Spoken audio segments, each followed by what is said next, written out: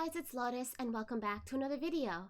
Today, we're going to continue on with our read-along of Erha, but before that, let me tell you that there was a very special announcement that was made yesterday. Seven Seas Entertainment has just officially announced that they licensed the Erha English translation, which means that they will be publishing the official English version of Erha under Seven Seas Danmei. So, you can already pre-order volume 1. They already have the link up on multiple websites like Amazon and Book Depository. And I will link it in the description so you can go and pre-order it. Please support Meatbun, especially if you adore this series. It means a lot that we've gotten this far and that Danmei is getting bigger in the West so that we have the opportunity to support our favorite authors and spread our love of Danmei. Yeah, so I will link it in the description so you can go check out where you can pre-order volume 1 of Erha. Now, again, because of that, the English fan TL will be taken down by the end of March. I saw they said it was going to be like March 31st, so the last day of March. So if you have not finished reading up to 160, you can go ahead and read it. I will also leave the link in the description as well, so you can enjoy the fan TL before it's taken down. But good news is that Rynn, who is one of the main translators for the fan TL, is also working on the official version of Erha. So if you like the translation here, it's going to only get better in the Seven Seas Danmei version. Fingers crossed. So yeah, please support Erha, please support Meatbun, and who knows, maybe we'll get even other Danmei in the future, like maybe some priest novels. Maybe we'll get Thousand Autumns, and maybe we'll get some modern day Danmei as well, because so far we've gotten a bunch of historical Danmei. Little Mushroom was published by a different different publishing house. That's like a sci-fi interstellar type. So I actually haven't read Little Mushroom, so I think it's kind of like modern day or futuristic interstellar. But yeah, it's cool that we keep getting more and more exposure to different types of Danmei, not just historical ones. Yeah. So anyway, without further ado, let's jump into the next chapter of our read-along. Chapter 114, Shizun, Say You Will. Thump, thump, thump. A slow, steady heartbeat. Chuaning blinked, surprise, joy, awkwardness, and embarrassment flitting across his eyes in an instant. But Yu Heng Elder was Yu Heng Elder after all, calm and cool as ever, more adept than anyone else at schooling his features into one of unruffled composure, sweeping those excess emotions under the rug in no time at all, like the one that was admonishing Moran in despair just now wasn't him. What are you doing down here if you are not dead?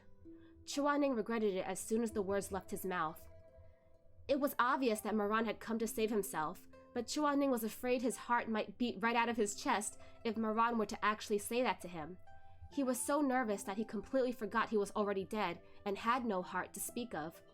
But Moran only gazed at him without saying any such thing. He probably knew that Chuaning would be embarrassed if he were to say, "I came here for you!" So he thought for a bit, then pressed his lips together and asked gently with lowered lashes, "Shizun, take a guess why I'm down here." "You came looking for trouble." "Since when did Shizun change his name to Trouble?" Moran grinned. "Should have told me. I can't. He's flirting right now." He saw a chance and he took it. Chuaning jerked his hand back, as if stung by this gentleness that he'd never had before, snapping in embarrassed anger. What nonsense! How impudent! Moran had found out a secret. He had found out that Chuaning's anger was a mask. He was just so awkward that he'd rather wear that menacing, colorful mask to hide all the gentleness, happiness, joy, embarrassment, and sadness beneath. What a dummy. Chuaning was a dummy, wearing that mask all his life like it's not exhausting. He was a dummy too, taking 2 whole lifetimes to figure that out. The mood was a bit lighter now, after that, and rebirth was finally within reach now that he had found all 4 of Chuaning's souls. Moran was in high spirits. He grabbed Chuaning's hand again, not letting go as he rambled on, telling him about why he had come down to the underworld, about Master Huaizui, and when it came to certain things, he had to stop and wait for the tightness in his throat to go away before continuing with red-rimmed eyes. And as he explained, the words that appeared the most were, "I'm sorry." Chuaning didn't know what to say. He was good to others, but he didn't do it to get anything out of them, and he was also afraid that they'd feel troubled or indebted to him to receive his goodwill. In truth, he was afraid that he'd offer up his warm beating heart to someone only for that person to casually set him aside to cool. That was why he would always hide his kind deeds, though he was otherwise an open and straightforward person. He had worn a mask his whole life, but one day, the person he liked suddenly reached out and took that vividly drawn anger right off his face, leaving him like a crab without its shell. He stood there in a daze, at a complete loss for what to do. Moran knelt down before him while he stared blankly, one hand still holding onto his, as if afraid he might disappear. For a split second, ridiculous, shameful thoughts raced through his mind. This disciple of his had always been brazenly audacious with no regard for common sense. For Moran to suddenly take his hand and treat him like this, he couldn't help thinking the other was about to pull something. Yeah, Moran is getting pretty handsy. ... Startled by his own thought, his face darkened even more, and, not knowing what kind of expression to wear, he could only fall back on the cool detachment he was so used to. But Moran didn't pull anything.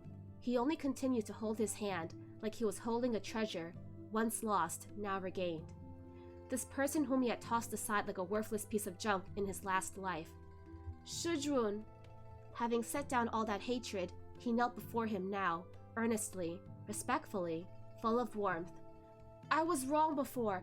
From now on, I'll go left if you say left, right if you say right. All I want is for you to be happy.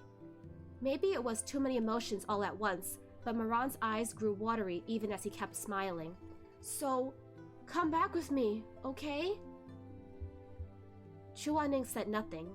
His face was expressionless like still water, but his heart burned like a beacon of fire. Shizun!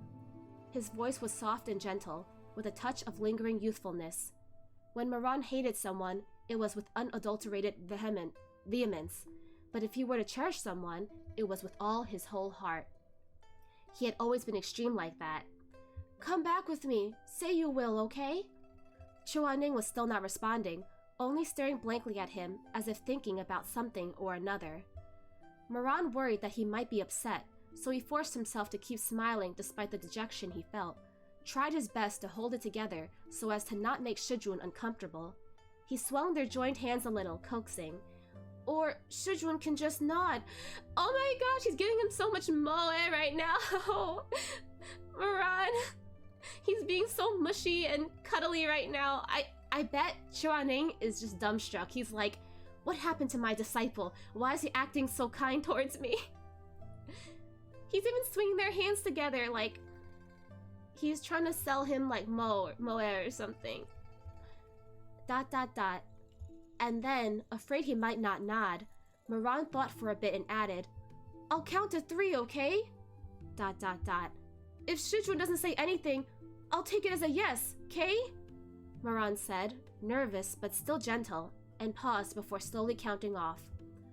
1, 2, 3. But Chuaning was like a person frozen for too long. To be suddenly put into warm water, what he felt wasn't warmth, but pain. He had never been wanted before, so he didn't feel anything, even frozen. But now that there was someone to treasure him, to surround him with warmth, it was as if he had finally had the right to feel pain, and suddenly every inch of his body hurt, and every inch of his skin cracked. Only now did he feel the pain. The tips of his fingers trembled faintly in Moran's palms that were getting more and more sweaty. Moran grew even more anxious when he didn't reply, afraid that he had lost heart and did not want to return to the living world. But he didn't dare move, afraid that Chuaning would disappear and leave him behind if he moved so much as a single muscle. He smiled warmly and tried again. I counted too fast. You probably weren't ready yet. I'll count again. 1, 2, 3. Chuaning, ... Moran's throat moved. He started trembling as he forced himself to keep smiling, saying, practically begging, Shizun, did you hear me? There finally seemed to be some focus in Chuaning's phoenix eyes, but they were still mostly blank, fixed on Moran's face without any expression. Chuaning.exe has stopped working. I'll count again, slower this time in case it's hard to hear, Moran said. 1, 2, 3. ... I'm gonna count one last time. 1, 2, 3. This time's really the last. 1, 2, 3. Chuaning stared, as if emotionless, at that person kneeling in front of him, counting 1, 2, 3, 1, 2, 3 again and again like a dummy, as if repeating it over and over like that could make time flow backwards, could make a withered tree bloom again, could bring back the dead. The disciple before him counted with all that he had, clumsily and stubbornly, like he was counting his own sins, counting all the ways that his Shizun had been good to him. Counted until his voice trembled and his smile was one of panic. Shizun! Moran looked up. The rims of his eyes were red, but he had already done Chuaning so much wrong that he'd ended up like this, so he didn't want to cry in front of him when he could see and hear, didn't want to cause Shizun any more grief. So he swallowed his tears and kept smiling, talking in a light, easy tone, as if bargaining. I'll count again. Pay attention to me, won't you? Chuaning felt like his heart was being stabbed by his pleading. He tried to pull his hand from Moran's grip, like he was frightened, but Moran held tightly onto him this time, refusing to let go. With a dog-like persistence, the young man gazed steadily, unblinkingly at him. He said, 1, 2... Suddenly, there was the sound of rapid footsteps from the outside, along with yelling and cursing. Chuaning's head snapped up. He saw a sea of lights swarming in the distance as a vast army of ghost soldiers closed in, heading straight for where they were. Rongju had found a chance to snitch on them after all. There! Upstairs! Upstairs! Grab the thief! Who does he think he is? Everywhere was tumultuous, frenzied chaos, the flickering shadows of ghosts and torches rolling in like a tide from afar to devour them, obliterate them, plunge them into the infinite hells for the rest of eternity.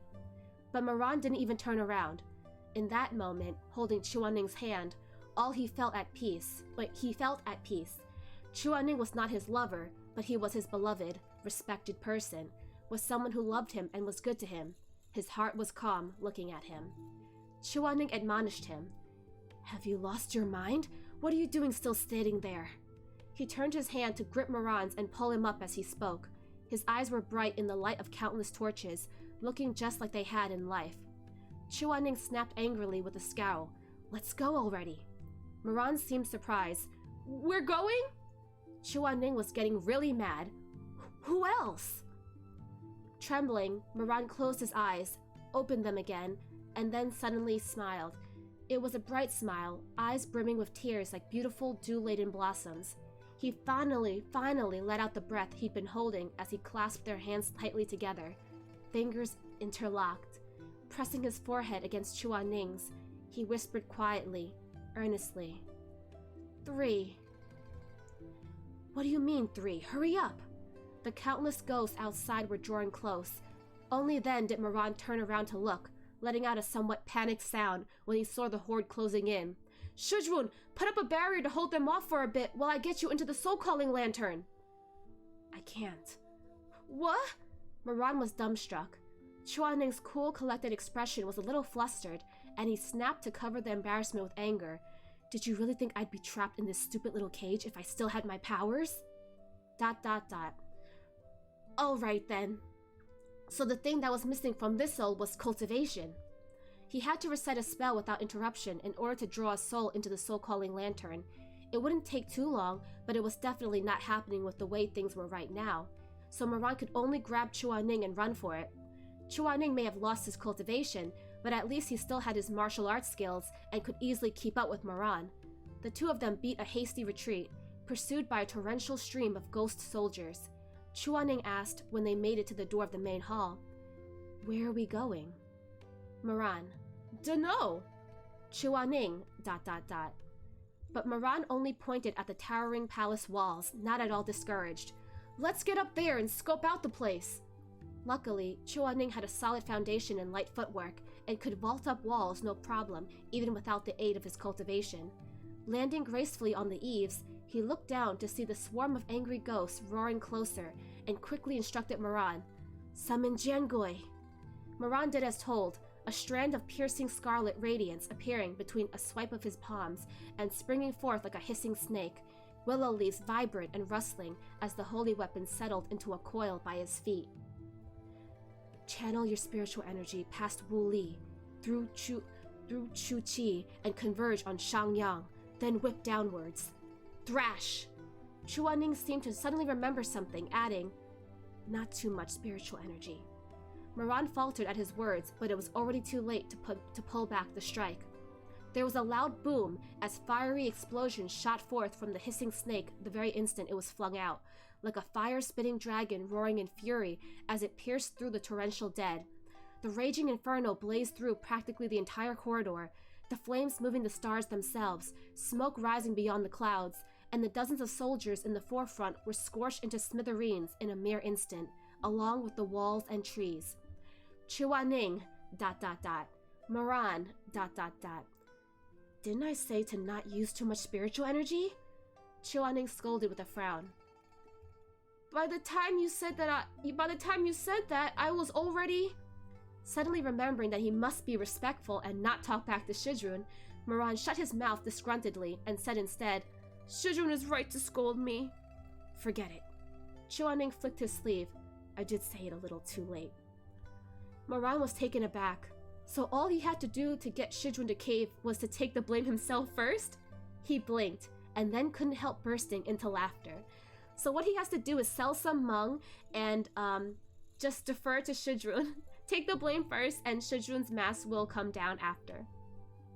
Chuaning glared at him. What's so funny? Get moving already. End of chapter. Author's notes.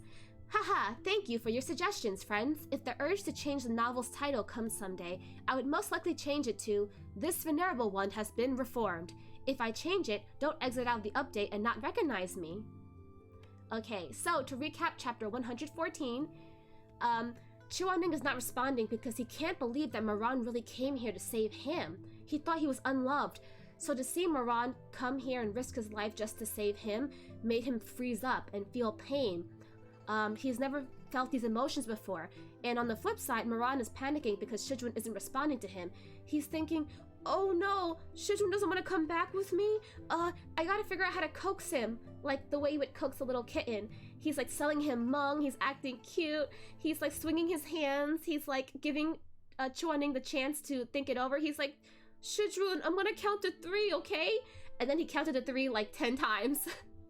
And only when they finally saw that guards were coming that Chuaning and Moran snap out of it, and now they're on the run.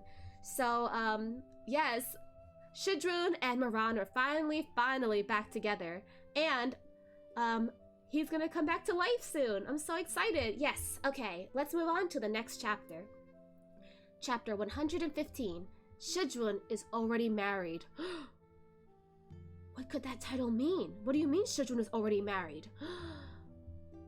Okay, let's find out. Let's go! Moran responded, then suddenly looked worried as he thought of something. Shizun, I killed so many ghost soldiers. The underworld's probably not gonna let us off easy. It's fine, Chuaning said. That technique just now doesn't actually scatter the opponent's soul, only shatters it. They'll piece themselves back together in a couple of days. Moran took a closer look, and sure enough, there were specks of souls floating about the smoldering, charred remains, glowing like fireflies. But before he could investigate further, he was already being pulled along by Chuaning with a run. Another wave of furious soldiers were rushing in from behind the crumpled walls like a horde of rampaging beasts. Chuaning and Moran sped along the tiled rooftops. Moran asking while running, Shizun, since they don't even die, we won't really offend the underworld that much, so why not just let me pour in more spiritual energy and beat them all back up? Chuaning replied sardonically, why don't you try using it again? Moran had no idea what for, but tried it nonetheless. To his surprise, all that came out this time was a tiny wisp of smoke. Jiangui seemed extremely worn out, with none of that impressive sun-swallowing, mountain-crushing might from earlier. The more spiritual energy you use, the longer the recovery time. Chuaning instructed. So, refrain from excess, understood? Got it. Moran paused before speaking again. Shizun, I suddenly remembered something. Wanna guess what it is? What? I remembered back at the Peach Blossom Springs, in the illusion, when you taught me how to use the willow vine, just like this. You were really short back then. Moran grinned toothily and gestured with his hand. Didn't even reach my waist. He's calling him out. He's like, I know that you were Shasuni. Oh no, Chuaning's gonna be so embarrassed now. Chuaning stumbled. Careful! Get lost. Chuaning's ears would have turned red by now if he was still alive. He snapped in an anger born of embarrassment. Comparing heights with Shasuni, why don't you pick on someone your own size, like me? Moran grinned and didn't take the bait. He was taller now, no longer visibly shorter than Shizun like he had been at Butterfly Town, but he was still only about even with him. He stole a sidelong glance toward his Shizun and made a mental note to go compare heights with Chuaning in a couple more years, once this body of his was done growing. While Emperor Taxian Jun schemed away over here, Yu Heng of the Night Sky was feeling rather complicated over there. Although he was already pretty sure that Moran knew that Shasuni was him at this point, actually hearing him say that was still a humiliating ordeal for his thin face. After all, he had looked up at Moran and called him Suika. The more he thought about it, the more mortified and incensed he felt. Chuaning ran faster and faster, leaving Moran to catch up. Knowing what was going through his head, Moran let him run ahead, keeping a half pace behind. Fleeing from the pursuers with the wind blowing in their face, he looked at the man in front of him, just within reach, red robes fluttering like the drifting leaves of maple and the ember clouds at dusk, with gold-embroidered butterflies that look almost alive as they glimmered. He suddenly felt a bittersweet contentment. In that moment, he was grateful. Grateful that he could still see Chuaning. Grateful that he could still receive his guidance as before. And in a few more years, if everything goes smoothly, he'd be able to low his head with a smile and tease Chuaning. This disciple has come to compare heights with Shizun. This disciple will stand right here. Shizun can stand on tippy-toe if he wants. His heart felt warm. The heavens were truly kind to him. Not everyone had the chance to redo things after committing wrongs, and not everyone could forgive and let go after being hurt. His Shizun was so warm beneath that cold exterior, but it had taken him so long to see that. They fended off 2 more waves of pursuers. The main gate of the palace was within sight now. Glancing back, he saw the pursuing soldiers far back in the dust with no chance to catch up. Moran exhaled in relief, but he hadn't even finished letting out the breath when there was a sudden clap of thunder in front. A massive sedan chair appeared from within the fiery lightning, carried evenly upon the shoulders of 8 big, brawny men kneeling on the ground.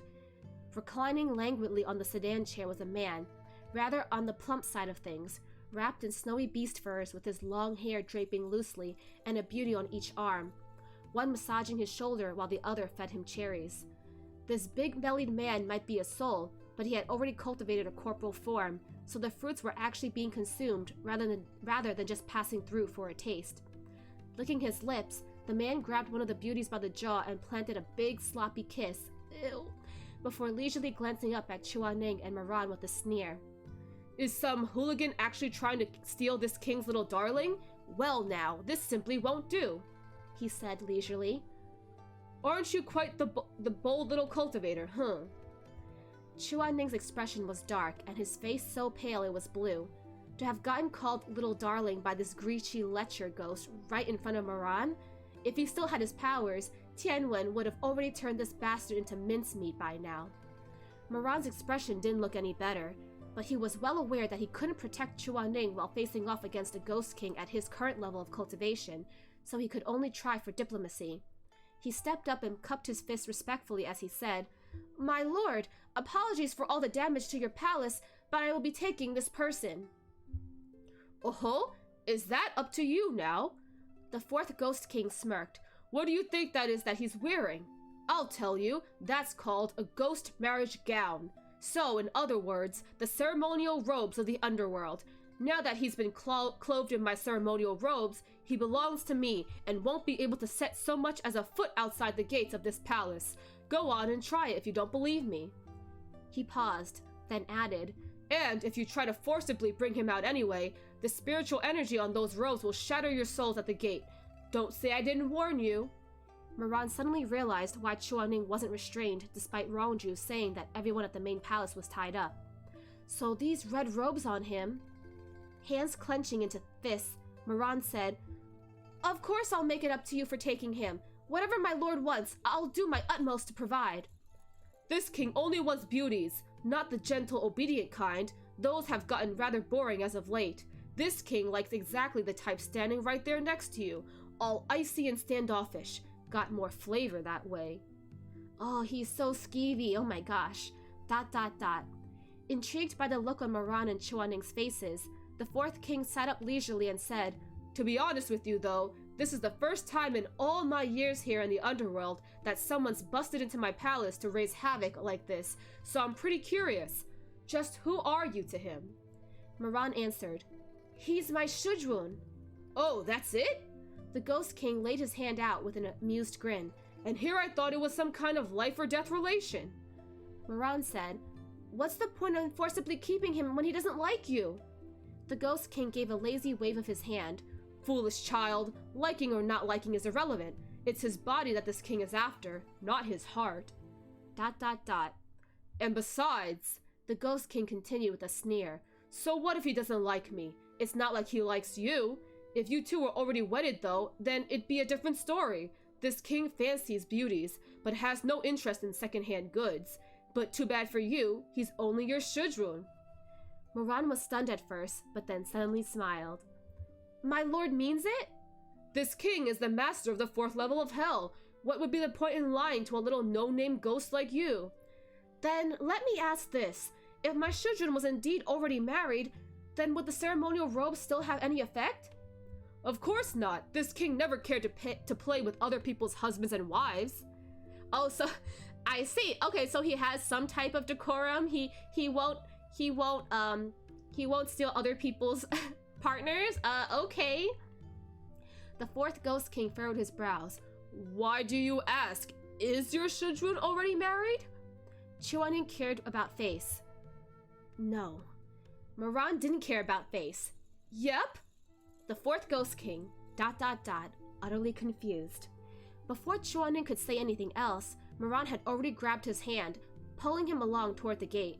He looked over his shoulder toward the fourth Ghost King as he walked, saying, "Don't mind him, my lord. Shizun's memory is bad. Anyway, like you just said, the ceremonial robes won't do anything if he's already married, so let's not waste any breath over it. I'll just go ahead and take him outside.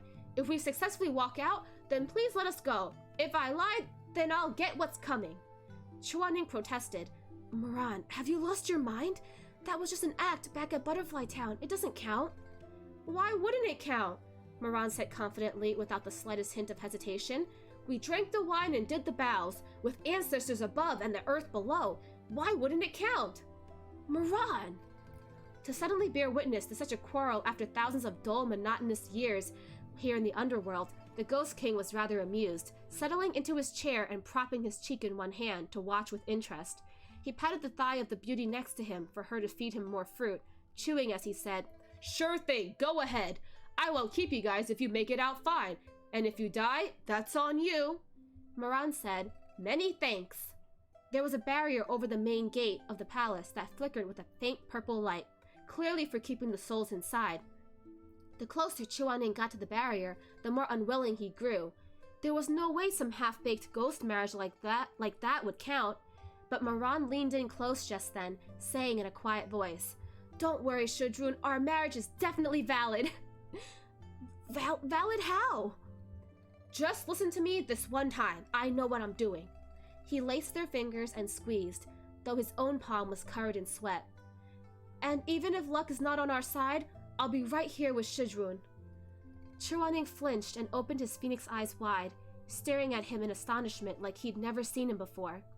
Moran beamed brightly at him, dimples deep and warm. "I owe Shizun far too much already. This time, I won't leave Shizun by himself." ... Chuaning was silent for a long moment before softly muttering, "Why do all that?" "Then what about Shizun? Why did you do all that?" Chuaning's eyelashes drooped. Then he let out a quiet sigh and stopped fighting it. They stood hand in hand before the crackling purple barrier, with the massive ghosts gathering behind to watch the show. Let's go? Let's go. There was no telling who tightened the grip first, squeezing so firmly, the freezing cold over the scalding warmth, the clammy wrapping around the dry, the pale white against the wheat-colored. Blazing inferno and roaring thunder surged before them. The barrier was like an enormous flood, a gigantic waterfall. They stepped in at practically the same time, and the tremendous current of fiery lightning surged towards them, crashing down with a might that could swallow mountains and rend rivers, threatening to tear apart this pair of people so bold as to step outside the gate of life and death in the very next second, rip them into shreds and burn them into dust. The fiery light flared with a light so blindingly bright it was practically white. It was but a split second away from striking the two of them. Rynn had already made up his mind before to respect and love his Shizun, to never again disobey him, much less sully him with any untoward thoughts. But in that moment, in the uncertainty of life and death, he suddenly whipped his head around, wanting to get one more look at Chuaning's face, only to be met with Chuaning's gaze on him as well, amidst the deluge of sparks that rained down all around them. Those phoenix eyes had once been fierce, resolute, pained, resentful, enduring, but in this moment they held a tranquility before the end. And he wasn't sure if he was imagining it. A deep affection. Rynn had never seen such a look in Chuaning's eyes before. There was a loud rumbling in his head like countless cities collapsing at once, and his chest was suddenly flooded with burning affection, bursting forth to emerge with a thick layer of ashen black earth. He didn't even have the time to contemplate just what kind of feeling this was, overwhelmed as he was by the searing heat in his heart and the boiling of his blood. Between the flashes of lightning and crashing of thunder, he reached out without thinking and pulled Chuaning into a tight embrace. Frenzied heartbeats against quivering soul, chest to chest. Truth be told, before coming down here to the underworld, something like dying together with Chuaning had never crossed his mind. He had always thought that the one he loved was Shimei, so if he were to die together with someone, it would be Shimei. But when truly faced with the prospect of dying, he had instinctively pulled him into his arms, as if trying to merge his flesh into his own, hide his soul within his own. Chuaning, I'm with you. Ayah, who would have thought? You two really are star-crossed lovers. An amused voice drifted languidly over. This king actually got the wrong ghost? This Xianjun really is already married. Ryn's eyes snapped open. The lightning and thunder that had been hell-bent on tearing them into pieces mere moments ago had turned into countless dandelions while he wasn't looking, dancing and drifting lightly all around them like so many snowflakes. The fourth Ghost King stood up with a smile, clapping slow and leisurely where he stood near the palace gate. It's been hundreds of humdrum years, and that was a good show. Chuaning, ... Rynn was still in a stupor, feeling dazed as he looked at the fourth Ghost King, then turned to look at the person in his arms, before being hit with a sudden realization about the impropriety of holding his Shizun like this, and hurriedly withdrawing his hands. Chuaning also seemed to jolt back into reality, turning his face away with an unreadable expression. A moment passed, then he straightened out his robes and stood silently at the side. Trying to ease the awkwardness, Rynn lifted his head toward the fourth Ghost King to say, "See? I didn't lie to my lord, right?" You certainly did not. The fourth Ghost King shook his head with something that's almost a smile, but not quite. Day after day, it's been a long time since I've been so entertained. All right, I'll let you two go, if only for the amusing spectacle you provided. This king has no shortage of beauties anyway. I won't miss an already married soul. Rynn is delighted to hear that, thinking to himself that this fourth Ghost King was much more monogamous than the fifth Ghost King that Chu Shun had encountered. Sure, he's a lecher, but at least he keeps his word. Got some of that lordly air. Thinking thus, he turned to leave with Chuaning in tow. But just then, the clouds above scattered and the light of the moon shone on Rynn, silently casting a dark shadow at his feet. The fourth Ghost King didn't react right away, still grinning and quite pleased with the rare diversion he had just been treated to. He turned and gestured to the beauty at his feet to feed him a grape. The beauty peeled the fruit of its dark purple skin and held the succulent, translucent flesh to the fourth Ghost King's lips. The fourth Ghost King was just about to open his mouth when he suddenly realized that something was off, and his head whipped back around with a fierce, "Hold it!" He stared at the shadow on the ground, then his gaze moved up slowly, inch by inch, until it was fixed on Moran's face. Why don't you take a look at what that is on the ground? Looking down, Moran abruptly discovered that there was actually a blurry shadow at his feet. The fourth Ghost King's lax, whimsical expression disappeared at once, and his already long and narrow eyes narrowed further, flickering with something like that of a vulture just about to swoop towards his prey. How exactly did a living person like yourself get into hell? End of chapter 115. So, to recap, Chuaning and Moran bolt for it, but they end up bumping into the fourth Ghost King, and they're like, oh no, how's he gonna let us go? But it turns out that the fourth Ghost King is not interested in already married souls. He's like, I'm not gonna break up people's relationships, you know, I have some level of dignity and decorum, so if you guys are married, then I will not stop you from leaving. And Chuaning is like, we had like a fake ghost marriage, but I don't think that counts. But Moran's like, it counts. It counts, Shizun, we're married. It counts. We are husband and wife. No takebacks. And so they both walk toward the barrier, and they're both apprehensive because they don't know if the ghost marriage that they conducted at Butterfly Town will really hold true. But alas, it did. They are actually married. And so that's what the chapter meant by Shizun is already married. Moran already called dibs. So yeah, and they were so close to getting away though, but unfortunately, bad timing. Moran's shadow got discovered, and the Ghost King realized that Moran is a living human and not a soul. And so he's broken in when he wasn't supposed to, and now they're in deep trouble again. So I don't know how they're gonna get out of this situation. Hopefully Master Huaizui can do something, maybe. I don't know if he can help them, or who knows what's gonna happen. Hopefully they get back out safely and they don't lose anything in the process. But yeah, that's all for today's read along. I hope you guys enjoyed, and I will see you guys next time. Bye bye!